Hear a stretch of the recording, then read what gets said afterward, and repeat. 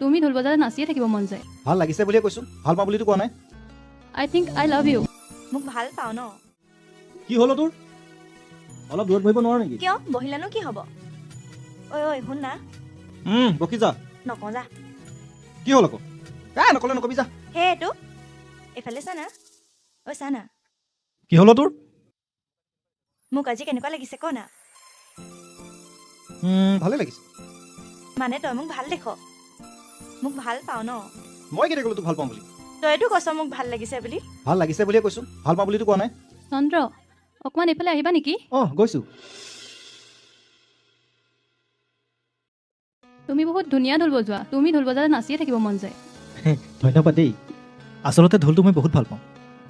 এই ঢোলটো অসমীয়া জাতিৰ চিহ্ন আৰু ই মোৰ বুকুৰ আপোন, সেইকাৰণে অলপ চলপ বজাওঁ আৰু। চন্দ্ৰ সদায় তুমি এনেকৈ ঢোল বজাই থাকিবানে? কিয় নবজাম আকৌ? সঁচাকৈ তুমি বহুত ভাল চন্দ্ৰ, মই তোমাৰ হ'ব বিচাৰোঁ চন্দ্ৰ। আই থিংক আই লাভ ইউ।